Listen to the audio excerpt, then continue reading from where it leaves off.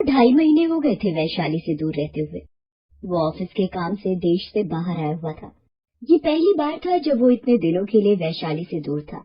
वो हर दिन उसे बहुत मिस करता और दिन में जब भी उसे समय मिलता तो अपनी पत्नी वैशाली को कॉल जरूर करता।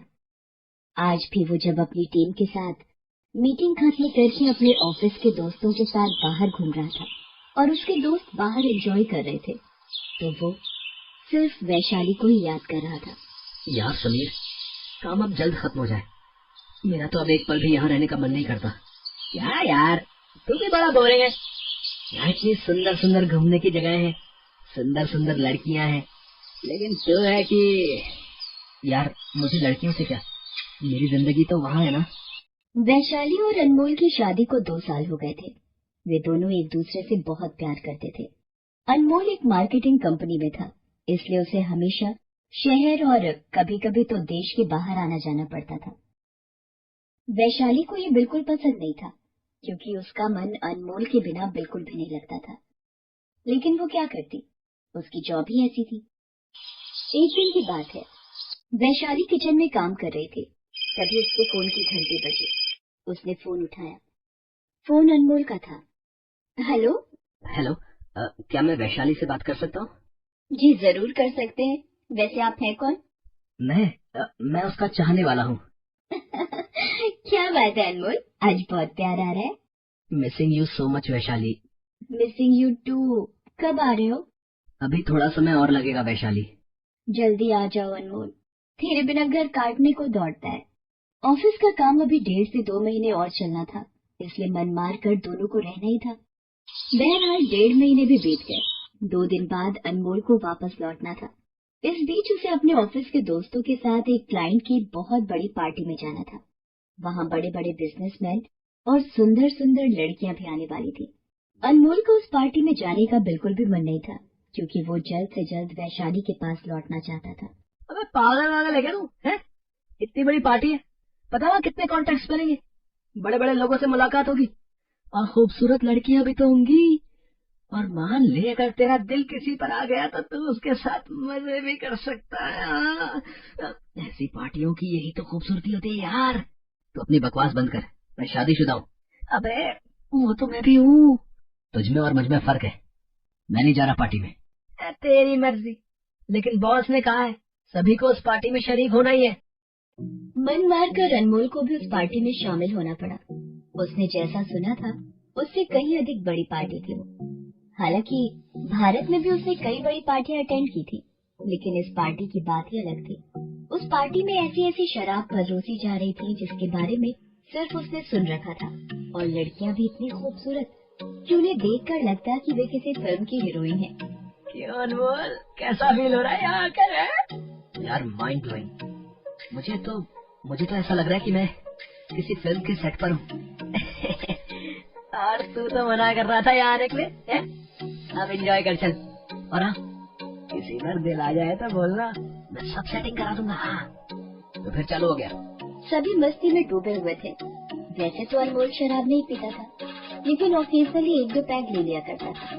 लेकिन उस दिन दोस्तों के बहकावे में उसने 7-8 पैक पी लिए, और जब नशा चढ़ता है तब कहाँ पता होता है कि कितने पैक पी लिए थे। अबे अब बस भी कर, कितना पिएगा? लास्ट पैक यार। अनमोल उस दिन पूरी तरह टल्ली हो गया। इस बीच उसकी पत्नी वैशाली का भी कॉल आ रहा था, लेकिन वो इतने नशे में था कि कॉल ही नहीं उठा पाया। क्या बात है, अनमोल फोन क्यों नहीं उठा रहा है? कहीं फिर से कुछ जरूरी काम तो नहीं आ गया उसके पास? वैशाली ने सोचा कि वो मिस्ड कॉल देखकर कॉल करेगा ही, लेकिन अनमोल ने कॉल नहीं किया, क्योंकि उसे डर था कि कहीं वैशाली को पता न चल जाए कि उसने ज्यादा पी रखी है। बहरहाल पार्टी खत्म होने के बाद वो वापस लौट गए। अनमोल अपने होटल के कमरे में आ तो गया, लेकिन नशा उस पर अब भी हावी था, और पार्टी की एक एक चीज उसकी आंखों के आगे अब भी। लेकिन वैशाली और अनमोल के जीवन में एक ऐसा तूफान उठ गया था जिससे लगता था कि सब कुछ तहस नहस हो जाएगा। अनमोल को उस रात की अपनी गलती याद आने लगी थी। वो फूट फूट कर रो रहा था। वैशाली, मुझे माफ कर दो, मुझसे बहुत बड़ी गलती हो गई। अनमोल ने गलती तो कर दी थी, लेकिन उसे पता नहीं था कि उस गलती की सजा उसके साथ वैशाली को भुगतनी पड़ेगी। इधर जब वैशाली के माता पिता को अनमोल की बीमारी का पता चला तो उनका व्यवहार भी बदल गया। वो क्या, अस्पताल के स्टाफ भी उसे अजीब नजरों से घूरने लगे थे। अनमोल के HIV ग्रसित होने की बात उसके ऑफिस में भी पता चल गई थी। ऑफिस के लोग उसे कुछ कहते तो नहीं थे, लेकिन अब वो उससे कन्नी काटने लगे थे। वो उसके साथ न तो बैठना चाहते और न ही खाना। एक दिन उसके बॉस ने उसे बुलाया और देखो अनमोल, तुम बुरा मत मानना, लेकिन ऑफिस के सारे स्टाफ अब तुम्हारे साथ काम नहीं करना चाहते। क्यों सर, मैंने क्या किया है? मैं तो पूरी ईमानदारी से आज तक अपना काम करता आया हूँ। अनमोल, तुमने ईमानदारी ही तो नहीं दिखाई। अगर दिखाई होती तो ये ना होता। अनमोल की नौकरी छूट गई। अब उसे लगने लगा था कि जैसे एक एक कर लोग उसे छोड़ रहे हैं। एक दिन वैशाली भी उसे छोड़कर चली जाएगी। हालांकि वैशाली उससे कुछ नहीं कहती थी। एक दिन उसने सपने में देखा कि वैशाली उसे छोड़कर जा रही है। वो चीखता हुआ जाग गया।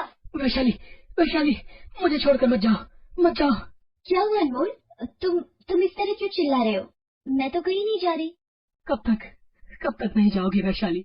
एक दिन तुम भी मुझे छोड़ दोगी, जैसे सब छोड़कर चले गए। मुझे ऐसी बीमारी क्यों हो गई? अनमोल, मैं जानती हूँ कि तुमने मुझे धोखा दिया है, मेरे विश्वास का गलत फायदा उठाया, लेकिन ये वैशाली तुम्हें छोड़कर नहीं जाने वाली। वैशाली सच्चा प्यार करती है तुमसे, और जो सच्चा प्यार करते हैं वो किसी भी परिस्थिति में एक दूसरे का हाथ नहीं छोड़ते। मैं मर जाऊंगा क्या वैशाली? चुप, बिल्कुल चुप। ऐसी बातें मत कहो अनमोल, मत कहो।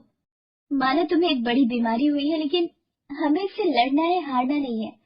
और हमें उनके खिलाफ भी लड़ना है जो इस बीमारी के शिकार लोगों के साथ अछूतों सा व्यवहार करते हैं। अगर वो इस तरह किसी बीमार के साथ व्यवहार करेंगे तो वो समय के पहले ही टूट जाएगा, मर जाएगा। हर एक जानवर भी अपने साथी को बीमारी की हालत में नहीं छोड़ता। हम तो इंसान हैं, इंसान।